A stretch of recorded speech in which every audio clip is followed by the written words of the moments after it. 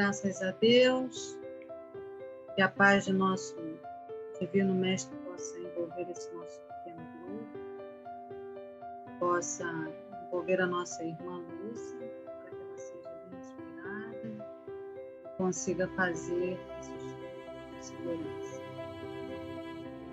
com segurança. Os benfeitores de nossa casa possam estar presentes no lar de cada um de nós que aqui estamos, e também daqueles que não puderam comparecer hoje conosco. Abençoa-nos, Mestre querido, que nossos mensageiros possam nos ajudar a assimilar o conhecimento que nossa irmã irá trazer para nós na noite de hoje. Graças a Deus. Graças a Deus. Então, a encarregada Graças a Deus. Da noite é a nossa irmã Maria Lúcia, que vai trazer, então, o estudo da noite. Com a palavra, Lúcia. Boa noite a todos. Muito obrigada por essa oportunidade de, mais uma vez, estar com os irmãos da Casa do Conselheiro. A leitura de hoje, dia 19 de janeiro de 2022, é o ímpio, do livro Nas Pegadas do Mestre, do irmão Vinícius, as folhas 123. O ímpio. O homem sem crença em tudo se revela. No prazer é descomedido, na dor é insofrido. Na alegria é exagerado, na tristeza é irritado.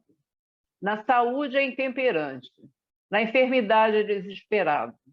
Na abastança é egoísta, na pobreza é revoltado. No juízo próprio é lisonjeiro, no juízo de outrem é temerário. No falar é fátuo, no calar é covarde. Na sociedade é hostil, na intimidade é intolerante. No dizer sim é afetado, no dizer não é arrogante. No saber se vangloria, no ignorar dissimula. Na promessa é falso e no dever é falho. Na paz é negligente, na luta é imprudente. Quando faz o bem é interesseiro, quando recebe é ingrato. Na fé é todo material, na esperança é todo inconstante, no amor é todo sensual, no querer é todo instável. Nos sucessos da vida, quer que sua vontade prevaleça sobre os demais, inclusive sobre a vontade suprema de Deus, cuja existência nega e cuja justiça desdenha. É assim o homem ímpio. Em tudo ele se revela. O ímpio é o quê? É uma pessoa desapiedada, é desumana, uma pessoa cruel. Essa é a tradução, né, do ímpio, o que ele representa.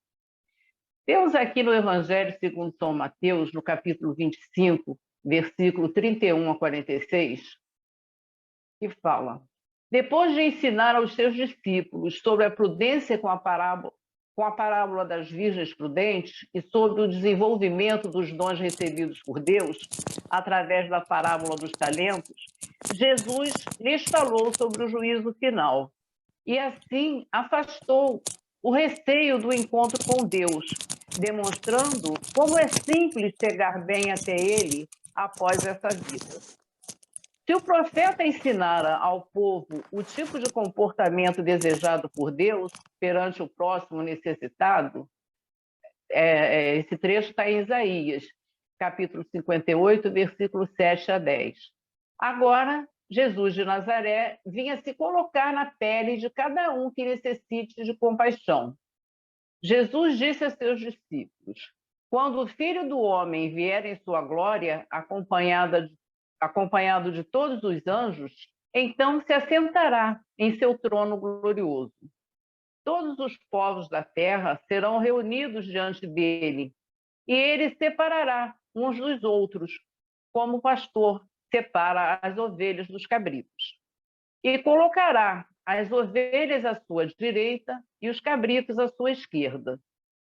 Então o rei dirá aos que estiverem à sua direita: vinde, benditos de meu Pai, Recebei como herança o reino que meu pai vos preparou desde a criação do mundo. Pois eu estava com fome e me destes de comer. Eu estava com sede e me destes de beber. Eu era estrangeiro e me recebestes em casa. Eu estava nu e me vestistes. Eu estava doente e cuidastes de mim. Eu estava na prisão e fostes me visitar. Então os justos lhe perguntarão: Senhor, quando foi que te vimos com fome e te demos de comer, com sede e te demos de beber? Quando foi que te vimos como estrangeiro e te recebemos em casa e sem roupa e te vestimos? Quando foi que te vimos doente ou preso e fomos te visitar? Então o rei lhes responderá: Em verdade eu vos digo que todas as vezes que fizestes isso a um dos menores de meus irmãos, foi a mim que o fizestes. Depois o rei dirá aos que estiverem à sua esquerda: Afastai-vos de mim, pois eu estava com fome e não me destes de comer, estava com sede e não me destes de beber. Eu era estrangeiro e não me recebestes em casa. Eu estava nu e não me vestistes. Eu estava doente e na prisão e não fostes me visitar. Então o rei lhes responderá: Em verdade, desculpa. E responderão também eles: Senhor, quando foi que te vimos com fome ou com sede, como estrangeiro ou nu, doente ou preso, e não te servimos? Então o rei lhes responderá: Em verdade eu vos digo, todas as vezes que não fizestes isso a um desses pequeninos, foi a mim que não o fizerdes.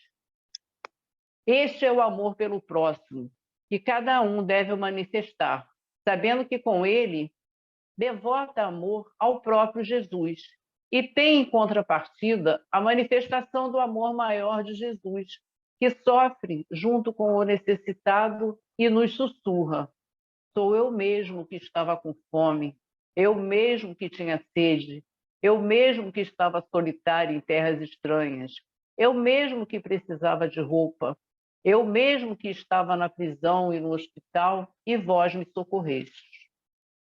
Como dito no começo, assim Jesus nos ensinou que devemos afastar o receio do encontro com Deus e nos demonstrou como é simples chegar bem até Ele quando terminar nossa vida neste mundo. Por isso, é injustiçado o temor que muitos têm quando ouvem falar sobre o juízo final. É um medo infundado, porque será um julgamento muito diferente daqueles que temos na Terra, que vemos em filme e na televisão, ou que presenciamos nas salas dos nossos tribunais, sujeitos a tantas falhas e a tantos imprevistos. O tribunal de Deus, onde ocorrerá o juízo final, não tem ministério público para acusar os que serão julgados, e nem estes têm necessidade de advogados para defendê-los, porque o juiz é a própria justiça e só pesa com precisão os prós e os contras de cada um. No seu tribunal, Deus não precisa de testemunhas de acusação, porque sabe tudo o que o julgado fez em vida, e são dispensadas testemunhas de defesa, porque seus méritos, também inteira e perfeitamente, são conhecidos pelo juiz, antes mesmo de se iniciar o julgamento. Pela mesma razão, nenhuma outra prova é necessária para convencer o Supremo Julgador, sendo ridículo cogitar de prova indiciária. Nem é preciso que o homem submetido ao julgamento fale qualquer coisa. Nem será necessária qualquer argumentação para o juiz, que tem em si todos os elementos necessários para proferir sua sentença, a qual, na verdade, foi construída pelo próprio homem durante sua existência terrena. Mais ainda, nesse tribunal, não há riscos de erros judiciários, porque seu juiz tem a sapiência absoluta dos fatos e também conhece com perfeição a lei que será aplicada, porque foi feita por ele próprio. Nem existe o risco de corrupção, pois esse julgador é onipotente e não precisa de qualquer favor que alguém possa lhe fazer. Não bastassem tantas garantias, esse julgamento, que será pautado pela justiça, mas também contará com a benevolência do julgador, pois Deus é misericordioso e afirmou através do seu Filho que quer a salvação de todos, pelos quais tem o amor maior, porque é Pai de todos. Por fim, nem são necessários recursos intermináveis para que haja justiça, porque o juiz desse tribunal é infalível. Portanto, não há motivo para se ter receio, pois Jesus não agiu como agem muitas autoridades terrenas, que querem surpreender os infratores e aplicar-lhes multas e outras penalidades, nem como agem outras que são rigorosas e impiedosas. Contrariamente, Jesus já descortinou para todo mundo o cenário do juízo final, expondo aqueles critérios tão simples que presidirão o julgamento de cada um. Ter dado água ou comida, ou roupa, ou atenção a quem esteja precisando, e é somente isso que o juiz, que nada necessita, quer receber de todos. Temos aqui as instruções dos Espíritos. Caridade e humildade, tal senda única da salvação. Egoísmo e orgulho, tal a senda da perdição. Este princípio se acha formulado nos seguintes precisos termos: amarás a Deus de toda a tua alma e a teu próximo como a ti mesmo. Toda a lei e os profetas se acham contidos nesses dois mandamentos. E para que não haja equívoco sobre a interpretação do amor de Deus e do próximo, acrescenta: e aqui está o segundo mandamento, que é semelhante ao primeiro. Isto é, que não se pode verdadeiramente amar a Deus sem amar o próximo, nem amar o próximo sem amar a Deus. Logo, tudo que se faça contra o próximo, o mesmo é que fazê-lo contra Deus. Não podendo amar a Deus sem praticar a caridade para com o próximo, todos os deveres do homem se resumem nesta máxima: fora da caridade não há salvação. Temos também aqui a questão 918 do Livro dos Espíritos, que tem a pergunta, né? Por que sinais se deve reconhecer no homem o progresso real que deve elevar o seu espírito na hierarquia espírita? O espírito prova a sua elevação quando todos os atos da sua vida corpórea constituem a prática da lei e quando compreende, por antecipação, a vida espiritual. Tem um comentário de Kardec. O verdadeiro homem é aquele que pratica a lei de justiça, de amor e de caridade, na sua mais completa pureza. Se interroga sua consciência sobre os atos praticados, perguntará se não violou essa lei, se não cometeu nenhum mal, se fez todo o bem que podia, se ninguém teve que se queixar dele.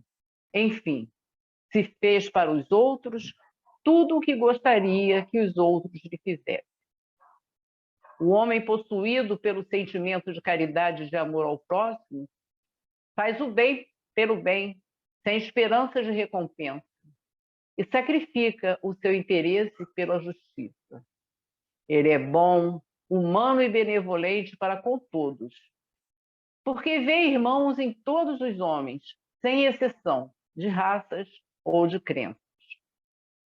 Se Deus lhe deu o poder e a riqueza, olha essas coisas como um depósito, do qual deve usar para o bem, e disso não se envaidece, porque sabe que Deus, que lhes deu, também poderá retirá-los. Se a ordem social colocou homens à sua dependência, trata-os com bondade e benevolência, porque são iguais perante Deus. Usa de sua autoridade para lhes erguer a moral e não para os esmagar com o seu orgulho.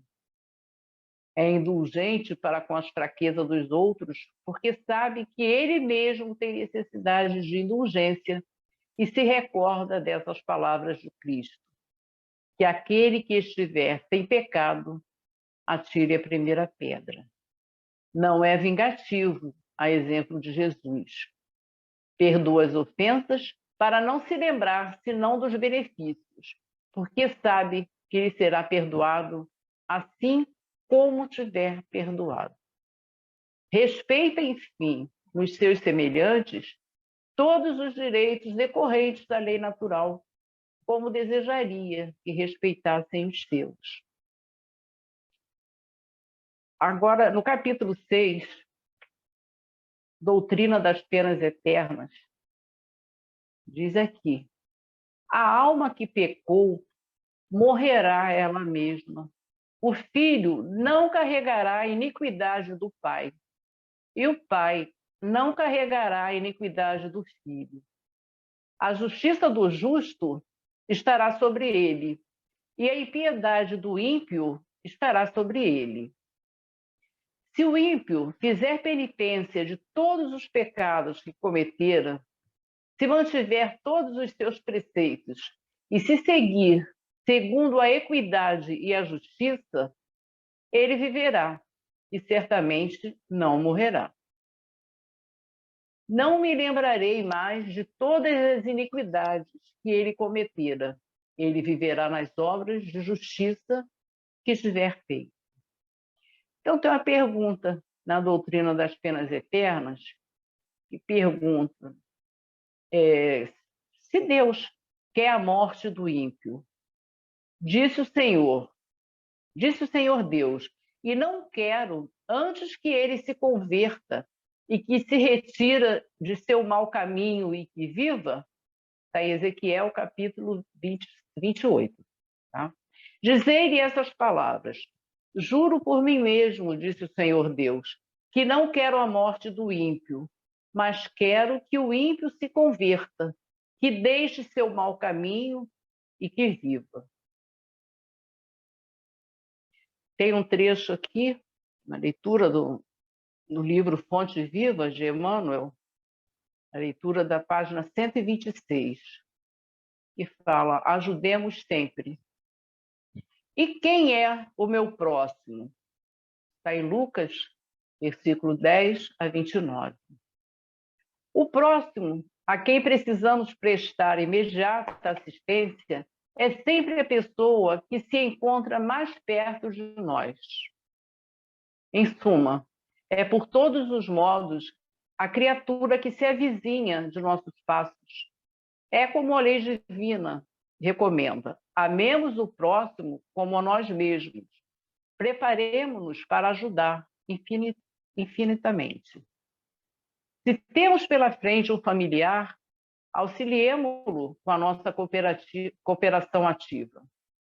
Se somos defrontados por um superior hierárquico, exercitemos o respeito e a boa vontade. Se um subordinado nos procura, ajudemo-lo com atenção e carinho.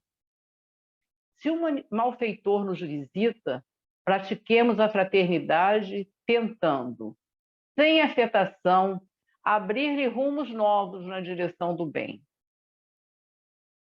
Se o doente nos pede socorro, compadeçamo-nos de sua posição, qualquer que ela seja. Se o bom se socorre de nossa palavra, estimulemo-lo a que se faça melhor. Se o mal nos busca a influência, amparemo-lo sem alarde para que se corrija. Se há cristianismo em nossa consciência, o cultivo sistemático da compreensão e da bondade tem força de lei em nossos destinos. Um cristão sem atividade no bem é um doente de mau aspecto, pesando na economia da coletividade. No Evangelho, a posição neutra significa menor esforço. Com Jesus de perto, agindo intensivamente junto dele, ou com Jesus de longe, retardando o avanço da luz. E sabemos que o Divino Mestre amou e amparou, lutou em favor da luz e resistiu à sombra até a cruz. Diante, pois, do próximo que se acerca do teu coração, cada dia lembra-te sempre de que estás situado na terra para aprender e auxiliar. Emmanuel. Essa foi a leitura de hoje sobre o ímpio e como devemos agir para estarmos seguindo os ensinamentos de Jesus Cristo. Tá bom? Senhor Deus, de amor e bondade, nós te agradecemos por essa oportunidade de aprendizado em nossa caminhada terrena junto aos nossos irmãos da Casa do Conselheiro. Que tenhamos sempre a capacidade de ver em nossos semelhantes a tua imagem e amar a cada um deles com o mesmo amor e carinho que almejamos ter amado. Que possamos reconhecer a sua presença sempre em cada um de nossos irmãos que angariam o pão, o amor, a caridade, a inclusão, o agasalho. Que saibamos acolhê-los com o mesmo amor que sempre nos acolhe o Divino Pai. Que em nosso coração brilhe sempre a vossa luz. Que assim seja. Graças a Deus. Graças a Deus. Podemos abrir os nossos microfones para nos colocarmos. Vocês viram como ela hoje falou a beça? Pesquisou, teve Manuel, teve livro dos Espíritos, teve Céu e Inferno, teve Evangelho. Foi. Tá, pesquisei bastante com a sua ajuda, foi bom. Mas é assim mesmo. Às vezes com ajuda, às vezes sem ajuda, mas é assim. A coisa vai crescendo, né? E eu achei muito interessante o momento que você falou, quando ele, acho que foi Isaías, que diz que Deus não quer a morte do ímpio, né? Ou seja, para a nossa doutrina, Deus não quer que Ezequiel, nós capítulo 18. nos fechemos e continuemos ímpios, mas que a gente realmente pratique a caridade, porque só nos tornando mais humanos, solidários e fraternos, é que nós vamos realmente conseguir a salvação, ou seja, a nossa elevação moral, né?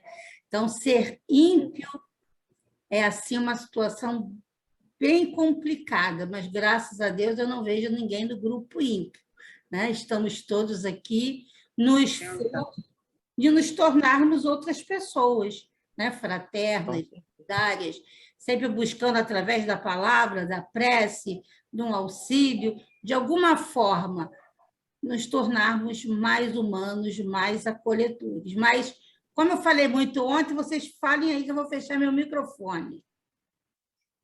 O que eu queria falar é que eu achei muito interessante que ela fez como se fosse assim, ela fechou o círculo. Ela começou, né, com a mensagem do ímpio e depois ela foi trazendo passo a passo como é que a gente consegue chegar, né, ao arrependimento e depois à reparação. Porque ela foi lá buscar Jesus, quando está com as ovelhas, do lado direito, do lado esquerdo, aquele que deu, que alimentou o pobre que bateu à sua porta, me alimentou também. Aquele que negou o pobre que bateu à sua porta, não me alimentou. Aí depois ela foi lá para a Bíblia de novo, para falar de como Deus age, como é que é a justiça de Deus, que não tem acusadores, não tem defensores e não tem testemunhas. E aproveita para ela fechou demonstrando que é a nossa própria consciência mesmo. Exatamente isso, Clara. Quer dizer, aproveita para falar aí que esse Deus nada mais é do que a nossa consciência, né? Não um cidadão, mas somos nós mesmos. Fechou justamente aqui, ó, onde a gente tem que chegar, para correção, para chegar E todo esse aprendizado está aí nesses livros, né? Que ela trouxe passo a passo. O que a gente pode fazer e como a gente pode fazer. Né? Muito interessante, muito, muito bem fechado. Interessante também é que ela fez a descrição, né, do ímpio e... Posso falar oi? Posso falar oi? Oi, linda! Pronto, agora deixa eu Deus, como tá grande essa menina. Então, nós temos essa tendência de olhar para o lado e visualizar apenas as coisas negativas, onde a gente busca ver no próximo esse ímpio, né? Quando, na verdade, toda essa listagem aí de quem é o ímpio, como ele é, ela tem que servir para que a gente analise a nós mesmos. Será que estamos dentro de alguma situação como essa?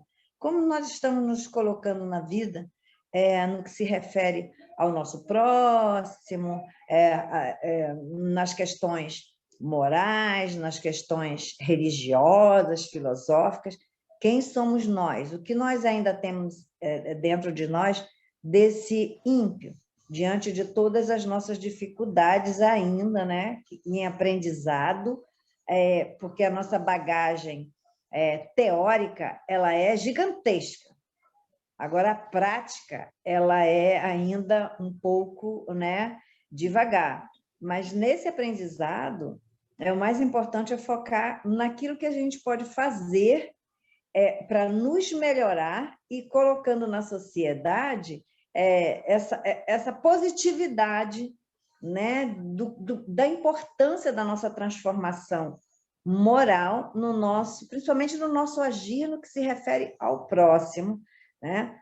Porque o ser humano ainda ele se coloca aquela distância de que Deus, Jesus, ele está fora do meu alcance, então eu estou vivendo nisso aqui, então eu estou olhando nessa direção para quem está abaixo, nos achando um pouco superior até o nosso irmão, quando, na verdade, com toda essa bagagem teórica que nós temos, muitas vezes a gente não sabe se comportar como um verdadeiro cristão, seguindo os ensinamentos de Jesus na sua realidade, né? Então, tudo tem que servir para nós.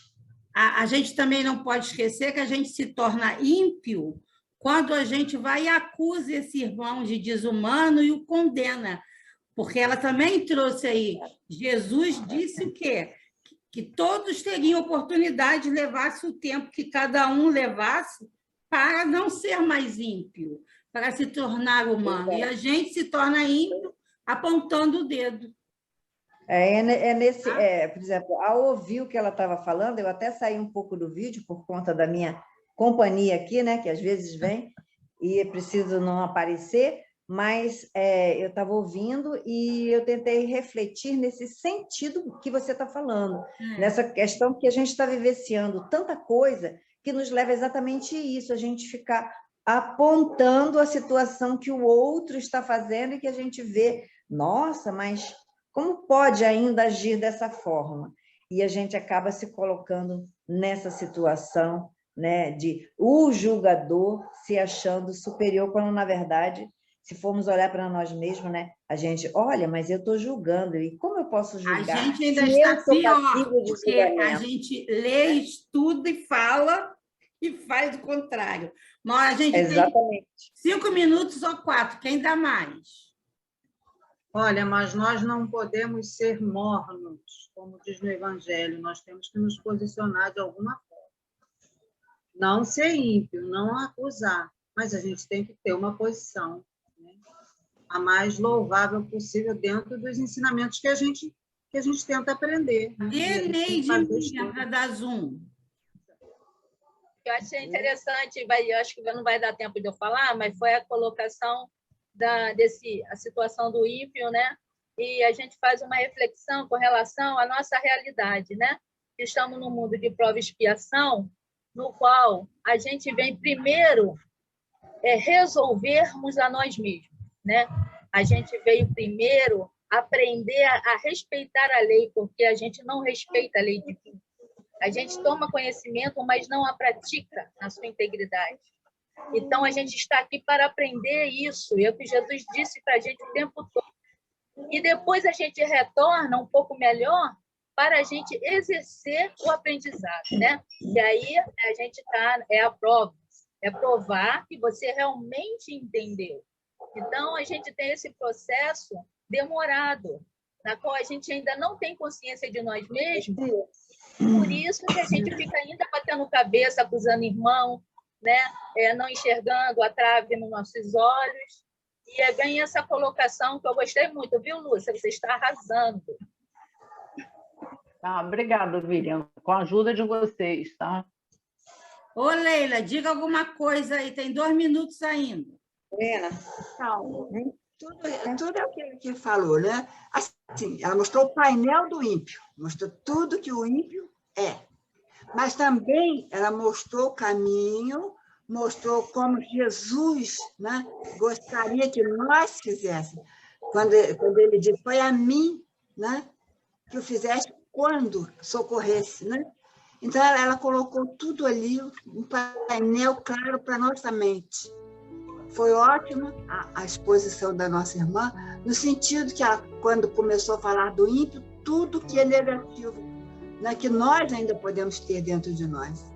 Mas também mostrou que temos o caminho. O caminho é Jesus. O ímpio é o inverso de tudo que Jesus ensinou. Mas ele também está a caminho. Um dia, né, no tempo, ele vai também chegar nesse pequeno patamar que nós estamos, né? Mas temos muito do lado do ímpio, muito pouquinho do lado da caridade, do amor ao próximo. É isso. Eu tinha para falar. Bom, então a gente não precisa ter Zoom, né? Faltam 2 minutinhos. A gente agradece muito a disponibilidade da Lúcia, essa vontade de aprender, de estar conosco. Agradecemos muito a todos vocês, porque vocês são todos os expositores do Momento Zoom, né? Tá bom? Então, uma boa noite a Obrigada. todos. Obrigada, Lúcia. boa noite, muito bom. Boa noite, gente. Boa noite, obrigada. As diferenças das ações dos ímpios e daqueles que seguem Jesus, né? Verdade. É verdade. Bom. Mas todos estamos a caminho da luz. Com certeza. É a briga entre o orgulho e a humildade. É uma guerra. É uma guerra. O mau combate. É.